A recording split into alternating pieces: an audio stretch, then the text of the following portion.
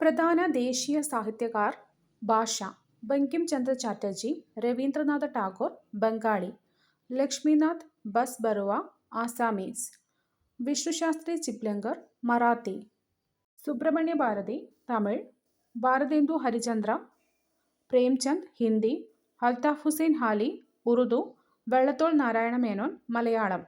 Indian പത്രപ്രവർത്തനത്തിന് തുടക്കം കുറിച്ചത് സാമൂഹിക പരിഷ്കർത്താവായ രാജാറാം മോഹൻ റോയിയാണ്.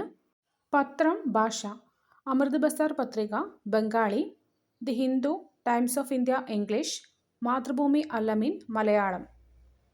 ആദ്യകാല രാഷ്ട്രീയ പ്രസ്ഥാനങ്ങൾ പ്രവർത്തന കേന്ദ്രം നേതൃത്വം നൽകിയവർ: Indian association Calcutta Surendranath Banerjee Anandamohan Bose, Madras Mahajan Sabha Madras M Veeraraghavachari, G Subramania Iyer, Ananda Charlu, Bombay presidency association Bombay Firoz Shah Mehta, K T Telang, Badruddin Tyabji. 1885 December 28 പകൽ 12 മണി ബോംബെയിലെ ഗോകുൽദാസ് തേജ്പാൽ സംസ്കൃത കോളേജിലെ വിശാലമായ മുറിയിൽ ഒരു യോഗം നടക്കുന്നു. 72 പേർ അവിടെ ഒത്തുകൂടിയിട്ടുണ്ട്. ഇന്ത്യയിലെ വിവിധ പ്രദേശങ്ങളിൽ ചില പ്രധാന സംഘടനകളുടെ പ്രതിനിധികളായി പ്രവർത്തിച്ചവരാണ് അവർ. ഭാഷ കൊണ്ടും മതവിശ്വാസം കൊണ്ടും സമൂഹത്തിൽ ആർജിച്ചിരിക്കുന്ന അംഗീകാരം കൊണ്ടും വൈവിധ്യമാർന്ന വ്യക്തിത്വമുള്ളവർ.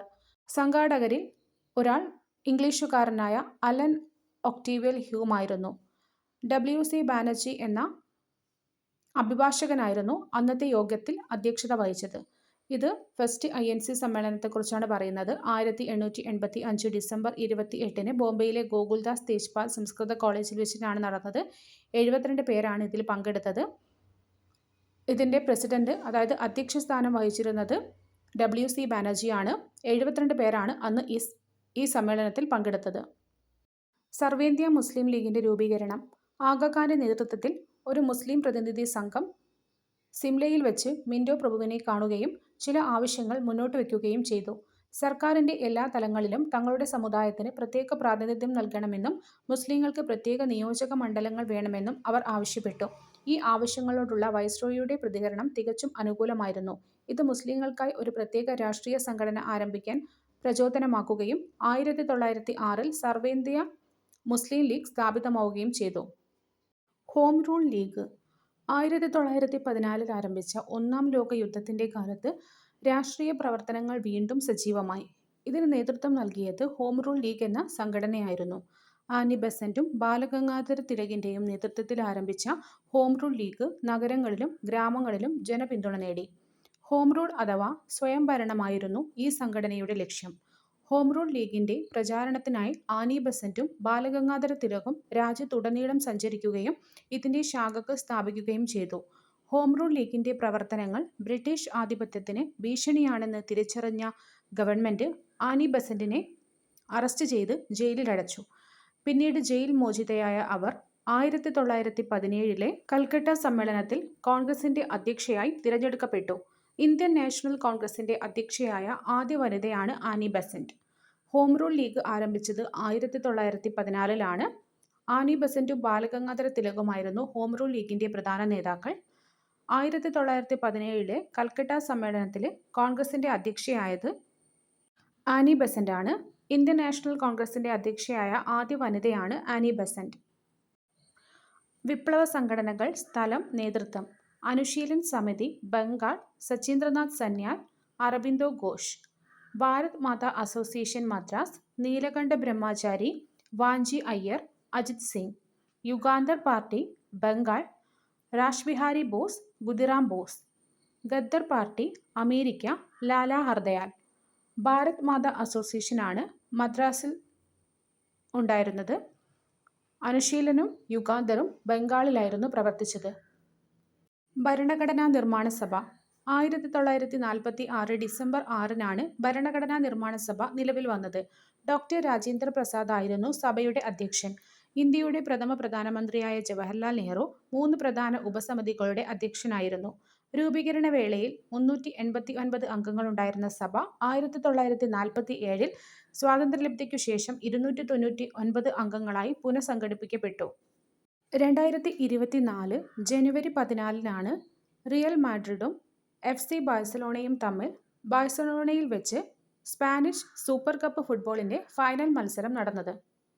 2024 ജനുവരി 14-നാണ് റിയൽ മാഡ്രിഡും FC ബാഴ്സലോണയും തമ്മിൽ ബാഴ്സലോണയിൽ വെച്ച് നടന്ന Spanish super cup football final മത്സരം നടന്നത്. ഭൂമിക്ക് ഒരു ഭ്രമണം പൂർത്തിയാക്കാൻ അഥവാ അതിൻ്റെ അച്ചുതണ്ടിൽ 360 ഡിഗ്രി തിരിയാൻ 24 മണിക്കൂർ സമയം ആവശ്യമാണ്. 15 ഡിഗ്രി തിരിയാൻ 1 മണിക്കൂർ. 15 ഡിഗ്രി കൊണ്ട് 60 മിനിറ്റാണ് ഭൂമി തിരിയുന്നത്. എങ്കിൽ 1 ഡിഗ്രി തിരിയാൻ ഭൂമിക്ക് വേണ്ടത് 4 മിനിറ്റാണ്. 1 ഡിഗ്രി തിരിയാൻ 4 മിനിറ്റ്, 15 ഡിഗ്രി തിരിയാൻ 1 മണിക്കൂർ അഥവാ 60 മിനിറ്റ്. മാനക സമയം അഥവാ സ്റ്റാൻഡേർഡ് ടൈം. ഓരോ രേഖാംശ രേഖയിലും പ്രാദേശിക സമയം വ്യത്യസ്തമായിരിക്കും. അങ്ങനെയാണെങ്കിൽ ഒരു രാജ്യത്തിനകത്തു തന്നെ വ്യത്യസ്ത പ്രാദേശിക സമയമുണ്ടാവില്ലേ? ഇത് ഒരു രാജ്യത്തിൻ്റെ പൊതുവായുള്ള പരീക്ഷകൾ, റെയിൽവേ സമയം, റേഡിയോ സംരക്ഷണം എന്നിവയ്ക്ക് ആശയക്കുഴപ്പമുണ്ടാക്കും. ഈ പ്രതിസന്ധി മറികടക്കാനാണ് രാജ്യങ്ങൾ അന്താരാഷ്ട്ര ധാരണയുടെ അടിസ്ഥാനത്തിൽ 7½ ഡിഗ്രി രേഖാംശ രേഖയുടെ ഗുണിതമായി വരുന്ന രേഖാംശ രേഖയെ മാനക രേഖാംശ രേഖയായിട്ട് പരിഗണിക്കുന്നത്. ഇത്തരത്തിൽ തിരഞ്ഞെടുക്കുന്ന മാനക രേഖാംശ രേഖകളിലെ പ്രാദേശിക സമയത്തെ ആ രാജ്യത്തിൻ്റെ മാനക സമയമായിട്ട് കണക്കാക്കുന്നു. Indian standard time. ഇന്ത്യയിൽ എങ്ങനെയാണ് മാനക സമയം കണക്കാക്കുന്നത്?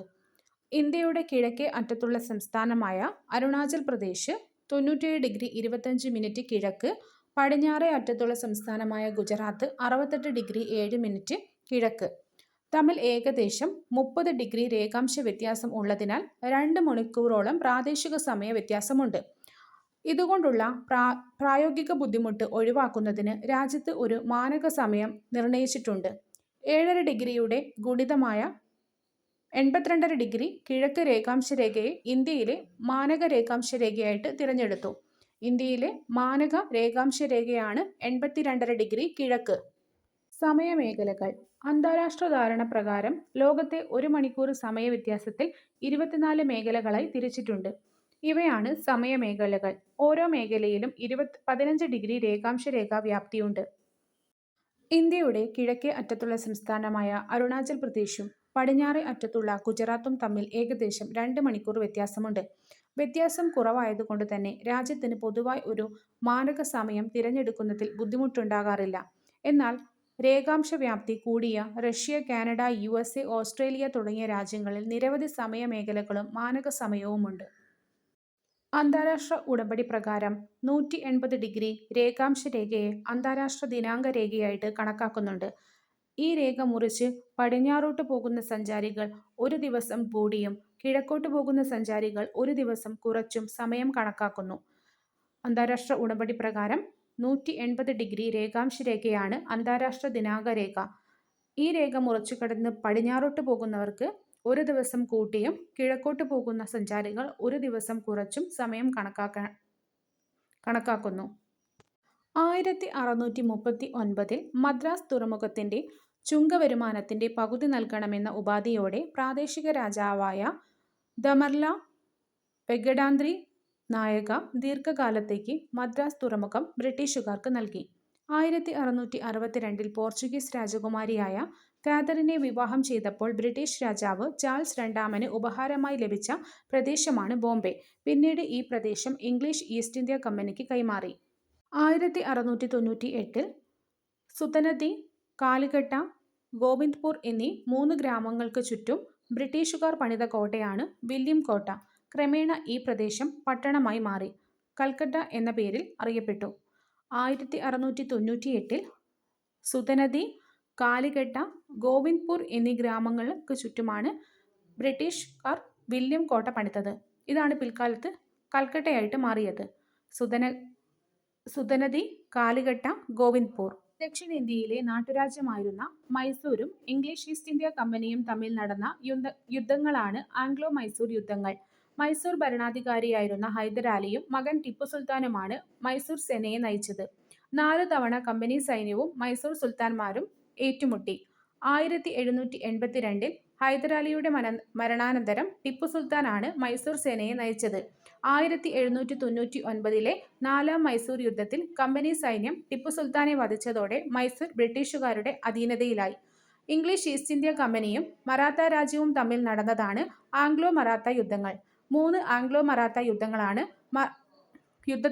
ആംഗ്ലോ മറാത്ത യുദ്ധത്തോടെ മറാത്ത ഉൾപ്പെടുന്ന പ്രദേശങ്ങൾ ബ്രിട്ടീഷ് നിയന്ത്രണത്തിലായി.